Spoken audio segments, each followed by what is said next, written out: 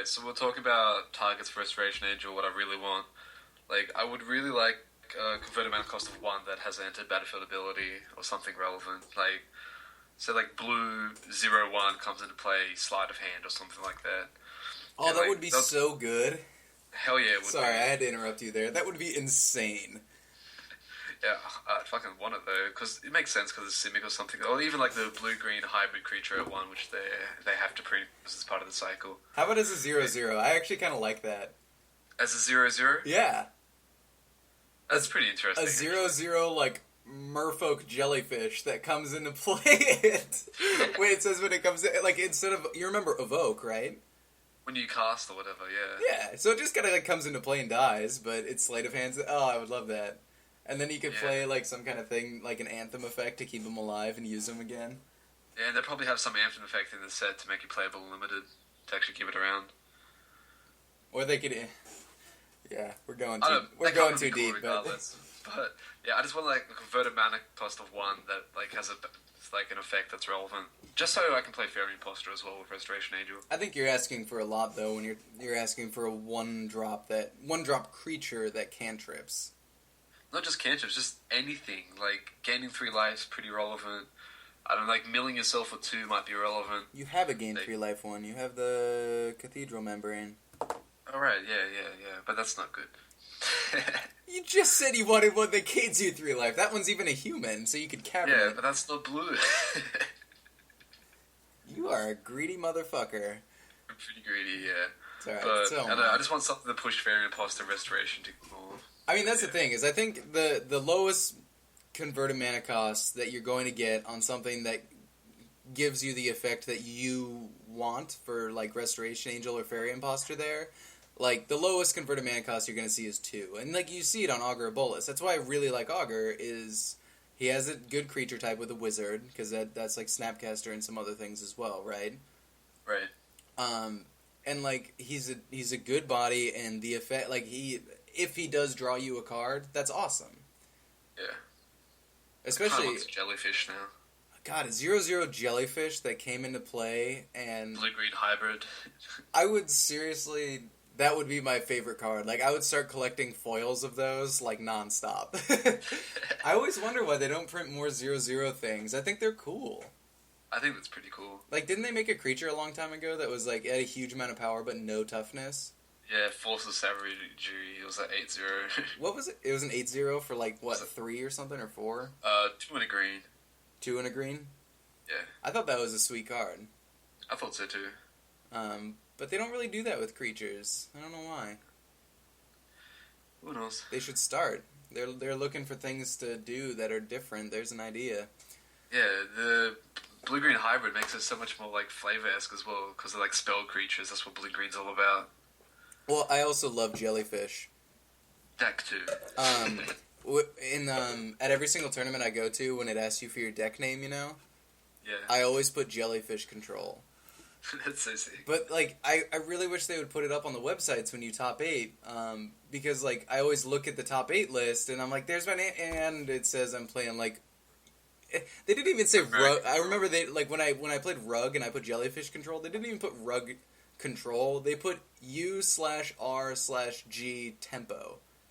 I was like, how was Rug Control, like, I guess it was kind of Tempo, because, like, Lotus Cobra put you ahead a couple turns, but... Right. It wasn't Tempo in the way that I think about it in, like, a Delver deck with Vapor Snags, you know? Yeah. I don't know. Maybe it's kind of Tempo-y, but... I was still pissed that they didn't put up Jellyfish Control. Jellyfish. A few of my friends, we put a, like, Delverless Jund and shit like that. Delverless Jund? Yeah. It's with Delver or without Delver. Nice. I kind of like that one. Delver. And then it always makes people... Delverless Reanimator. It even made me think for a second. Like, you said it and I had to think about it. And then I was like, oh yeah, that is kind of funny. And it's blue, so it's not even Jund. Yeah. Delverless Jund. So, the other thing we're looking for in Gatecrash, moving on, is Angels, Beasts, and Humans. Cavern, because we know the best cards in the format are Angels, Beasts, and Humans, right? Yep. Humans because there's just so goddamn many of them.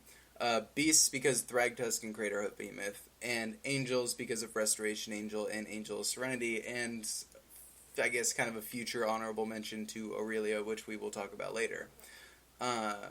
The other thing we're looking for is really easy mana to cast, because, like, with Zealous Conscripts, for example, like, you can name Human with your Cavernous Souls, not worry about any of your other... Like, in our deck, that's what we do. We name Human with Cavern, and then we're actually able to play Zealous Conscripts. If Zealous Conscripts were 3 red and 2 colorless, there's zero question you would have to be core red to play that card. Right. So that's why, like, the easy mana thing is also important in cards that we see in Gatecrash, because we might see, like, really powerful cards that are, like, you know, like... 3 red and 3 white or something like that. Or even Aurelia's mana is pretty intensive. Hold on, I got dogs barking. It's all good. But yeah, what Nick was saying, like... Yeah, go ahead. The caverns, like, is very important when you're looking at mana cost for cards which are splashable off it. Like, even if Zealous Conscripts was 3 red, it'll make it much harder to play. Or if Restoration Angel was 2 white. And Fragtusk should be 2 green, but... It should just be 5 green. He would see... That would be weird. If he were 5 green, he would see no play. Probably not. That'd be too intensive. Like, what else would you play with that card? Arbor Elf? Predator Ooze. Like, you couldn't even play Avacyn's Pilgrim. Predator Ooze, God. I got into the longest debate with a friend of mine from a while back, talking about how much he loved Predator Ooze. And he's like, I can prey upon things. And I was like, it's a 1/1 for 3. What don't you get? Yeah, and it was so... Dies to a vapor snare.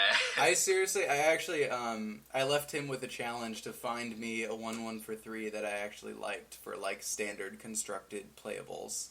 Imperial Recruiters? Well, that's like Legacy, right? Yeah. Yeah, so isn't that a 1/2? I have no idea. 3 mana or something.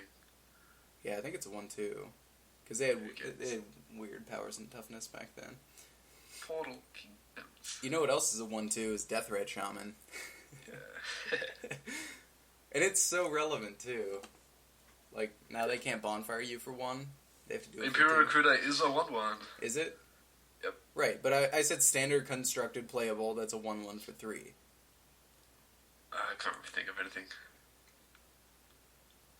Because there's been a few that they've printed. Oh, I know one. Predator. And not on top of all that, it's 3 green. It's not even 1 green, 2 colorless. It's triple green. And I also hate that it doesn't have, like, Death Touch or something. Oh, I got one. Scion of Una. Scion of Una? Yeah, that one was playable. She was playable. Yeah. She was a fairy, though. That's cheating. Yeah, it's cheating. Fairies are just better by default.